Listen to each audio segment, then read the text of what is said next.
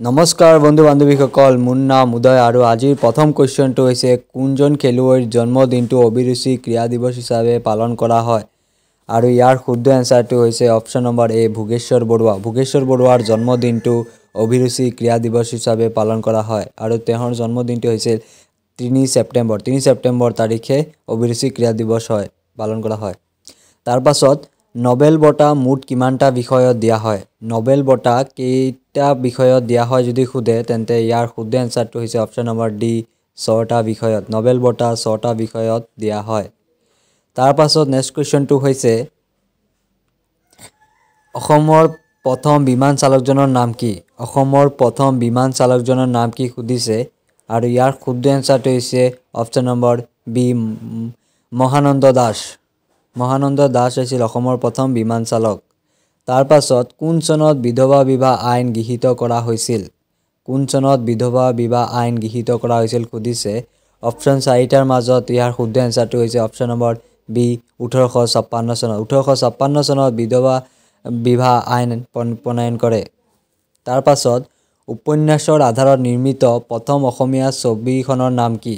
উপন্যাসৰ আধাৰত নিৰ্মিত প্ৰথম অসমীয়া ছবিখনৰ নাম কি সুধিছে আৰু ইয়াৰ অপশ্যন 4টাৰ ভিতৰত শুদ্ধ এনসাৰ অপশ্যন নম্বৰ চি মনুমতি। ইয়াৰ শুদ্ধ এনসাৰ। তাৰ পাছত নেক্সট কুৱেশ্যনটো হৈছে নিম্নলিখিত কোনে অসম বিধানসভাত 24-25 চনৰ অসম বাজেট পৰিৱেশন কৰিছে? নিম্নলিখিত কোনে অসম বিধানসভাত 2024-25 চনৰ অসম বাজেট পৰিৱেশন কৰিছে? ইয়াৰ শুদ্ধ answer Ajanta Neog. Option A Ajanta Neog. Ajanta নেওগে 24 চনত বাজেট পৰিৱেশন কৰিছিল। তাৰ পাছত নেক্সট কুৱেশ্যন হৈছে নিম্নলিখিত কোনটো খণ্ডৰ লগত মুখ্যমন্ত্ৰী নিযুত মইনা আঁচনি জড়িত হৈ আছে? নিম্নলিখিত কোনটো খণ্ডৰ লগত মুখ্যমন্ত্ৰী নিযুত মইনা আঁচনি জড়িত হৈ আছে সুধিছে আৰু ইয়াৰ শুদ্ধ এনসাৰটো হৈছে অপশ্যন নম্বৰ বি উচ্চ শিক্ষা। উচ্চ শিক্ষাৰ বাবে ছোৱালীসকলক নিযুত মইনা আঁচনি দিয়া হয়। তাৰ পাছত নেক্সট কুৱেশ্যনটো হৈছে ভাৰতীয় পতাকাৰ 3টা ৰং কোনে ব্যাখ্যা কৰিছিল? ভাৰতীয় পতাকাৰ 3টা ৰং কোনে ব্যাখ্যা কৰিছিল যদি সোধে আৰু ইয়াৰ শুদ্ধ এনসাৰ হ'ব অপশ্যন নম্বৰ এ ডক্টৰ সৰ্বপল্লী ৰাধাকৃষ্ণই। ডক্টৰ সৰ্বপল্লী ৰাধাকৃষ্ণই পতাকাৰ 3টা ৰঙৰ বিষয়ে ব্যাখ্যা কৰিছিল। তাৰ পাছত নেক্সট কুৱেশ্যনটো হৈছে ভাৰতৰ আটাইতকৈ দীঘল গংগা নদীখন বিস্তৃত হৈ থকা মুঠ দূৰত্ব কিমান? ভাৰতৰ আটাইতকৈ দীঘল নদী গংগা নদীটো বিস্তৃত হৈ থকা মুঠ দূৰত্ব কিমান সুধিছে। ইয়াৰ শুদ্ধ এনসাৰ হ'ব 2525 kilometre 2525 kilometre. Option B 2525 kilometre বিস্তৃত হৈ আছে গংগা নদীখন। তাৰ পাছত 10 নম্বৰ কুৱেশ্যনটো হৈছে উত্তৰ পূৰ্বাঞ্চল অঞ্চল পুনৰ্গঠন আইন কেতিয়া গৃহীত হৈছিল? ইয়াৰ শুদ্ধ এনসাৰ অপশ্যন নম্বৰ চি 1971 চনত। উত্তৰ পূৰ্বাঞ্চল অঞ্চল পুনৰ্গঠন 1971 চনত হৈছিল। তাৰ পাছত নেক্সট কুৱেশ্যন ভাৰতত গৃহ শাসন আন্দোলন কোনে আৰম্ভ কৰিছিল? ভাৰতত গৃহ শাসন আন্দোলন কোনে আৰম্ভ কৰিছিল সুধিছে। ইয়াৰ শুদ্ধ এনসাৰ হৈছে অপশ্যন নম্বৰ এ এনি বেচেণ্ট। এনি বেচেণ্টে ভাৰতত গৃহ শাসন আন্দোলন আৰম্ভ কৰিছিল। তাৰ পাছত ইনকলাব জিন্দাবাদ শ্লোগান কোনে দিছিল? ইনকলাব জিন্দাবাদ শ্লোগানটো কোনে দিছিল সুধিছে।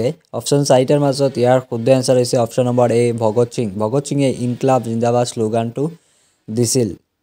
তাৰ পাছত নেক্সট কুৱেশ্যনটো হৈছে ভাৰতৰ জিলা ন্যায়াধীশসকলক কোনে নিযুক্তি দিয়ে? ভাৰতৰ জিলা ন্যায়াধীশসকলক কোনে নিযুক্তি দিয়ে সুধিছে। অপশ্যন কেইটাৰ ভিতৰত ইয়াৰ শুদ্ধ এনসাৰ অপশ্যন নম্বৰ বি ৰাজ্যপালে। ভাৰতৰ জিলা ন্যায়াধীশসকলক ৰাজ্যপালে নিযুক্তি দিয়ে। তাৰ পাছত 14 নম্বৰ কুৱেশ্যনটো হৈছে সিন্ধু উপত্যকা সাহিত্যৰ আটাইতকৈ ডাঙৰ স্থান কোনটো? সিন্ধু উপত্যকা সাহিত্যৰ আটাইতকৈ ডাঙৰ স্থান কোনটো সুধিছে। অপশ্যন 4টা দিয়া আছে আৰু ইয়াৰ মাজত শুদ্ধ এনসাৰ হ'ব অপশ্যন নম্বৰ এ মহেঞ্জোদাৰো। মহেঞ্জোদাৰো হৈছে সিন্ধু উপত্যকা সাহিত্যৰ আটাইতকৈ ডাঙৰ স্থান। তাৰ পাছত তথ্যৰ অধিকাৰ আইন কেতিয়া বলৱৎ কৰা হৈছিল? তথ্যৰ অধিকাৰ আইন কেতিয়া বলৱৎ কৰা হৈছিল সুধিছে আৰু অপশ্যন ভিতৰত শুদ্ধ answer option number C 12 October 2005 চনত। 12 অক্টোবৰ 2005 চনত তথ্য অধিকাৰ আইন গৃহীত কৰা হৈছিল।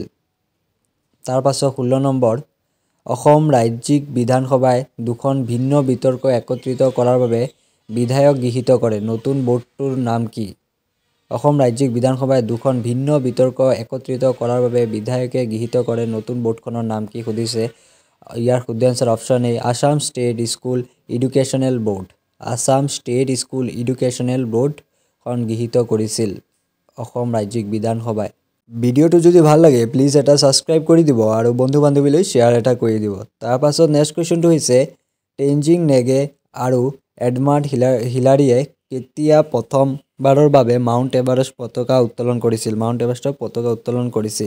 আৰু ইয়াৰ শুদ্ধ এনসাৰ হৈছে অপশ্যন নম্বৰ চি 1953 চনৰ 29 মে তাৰিখে 1953 চনৰ 29 মে তাৰিখে টেনজিং নাগে আৰু এডমাণ্ড হিলাৰীয়ে পতাকা উত্তোলন কৰিছিল মাউণ্ট এভাৰেষ্টত তাৰ পাছত 18 নম্বৰ কোৱেশ্চন হৈছে ভাৰতৰ ৰাষ্ট্ৰীয় সংগীত জনগণ মন প্ৰথম ভাৰতীয় জাতীয় কংগ্ৰেছ কোনখন অধিৱেশনত গোৱা হৈছিল ভাৰতৰ ৰাষ্ট্ৰীয় সংগীত জনগণ মন প্ৰথম ভাৰতীয় জাতীয় কংগ্ৰেছৰ কোনটো অধিৱেশনত গোৱা হৈছিল সুধিছে ইয়াৰ শুদ্ধ এনসাৰ অপশ্যন নম্বৰ এ কলিকতা ভাৰতীয় জাতীয় অধিৱেশনত এই জনগণ মন গীতটো গোৱা হৈছিল তাৰ পাছত 19 নম্বৰ কোৱেশ্চনটো হৈছে ভাৰতীয় জাতীয় কংগ্ৰেছৰ একমাত্ৰ অধিৱেশন কোনখন আছিল য'ত মহাত্মা গান্ধীয়ে সভাপতিত্ব কৰিছিল ভাৰতীয় জাতীয় কংগ্ৰেছৰ একমাত্ৰ অধিৱেশন কোনখন আছিল য'ত মহাত্মা গান্ধীয়ে সভাপতিত্ব কৰিছিল সুধিছে অপশ্যন 4টাৰ মাজত ইয়াৰ শুদ্ধ এনসাৰ অপশ্যন নম্বৰ এ বেলগামত অধিৱেশন মহাত্মা গান্ধীয়ে সভাপতিত্ব কৰিছিল তাৰ পাছত নেক্সট কোৱেশ্চনটো হৈছে এলেকা হিচাপে সাধাৰণ নিৰ্বাচনত কোনটো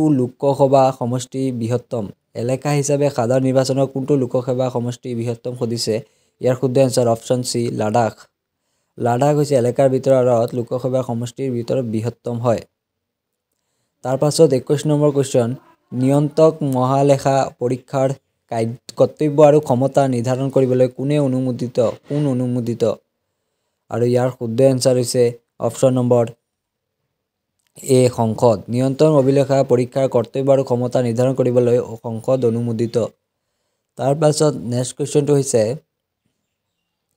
তিৰিংগা বৰফি আৰু তুলুৱা মূৰ্তি মেটেল কাষ্টিং এমৰেণ্ট কোন চহৰৰ পৰা জিআই টেগ পাইছিল তিৰিংগা বৰফি আৰু তুলুৱা মূৰ্তি মেটেল কাষ্টিং এমৰেণ্ট কোনখন চহৰৰ পৰা জিআই টেগ লাভ কৰিছিল অপশ্যন চি বানাৰসৰ পৰা জিআই টেগ লাভ কৰিছিল তাৰ পাছত নেক্সট কোৱেশ্চনটো হৈছে পঞ্চায়তী ৰাজ দিৱস কেতিয়া পালন কৰা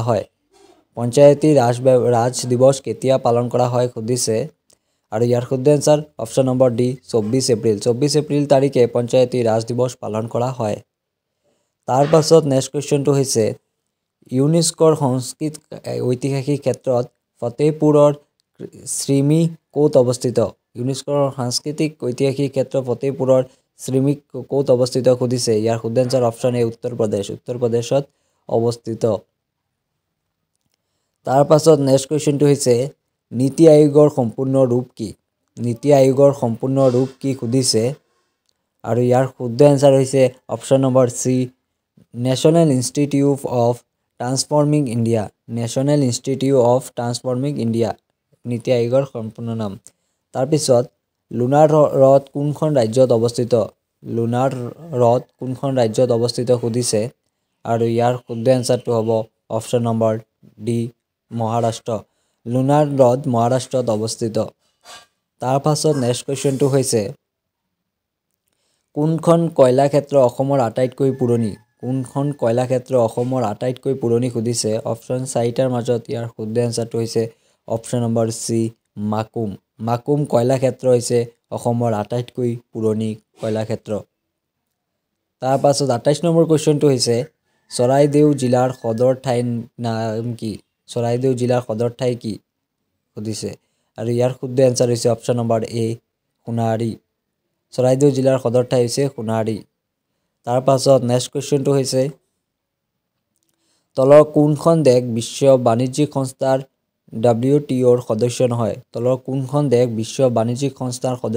সুধিছে আৰু ইয়াৰ শুদ্ধ answer option number D Iran হৈছে বিশ্ব বাণিজ্যিক সংস্থাৰ সদস্য নহয় তাৰ পাছত আজি লাষ্ট কোৱেশ্চনটো হৈছে চিকিৎসক হোৱা প্ৰথম অসমীয়া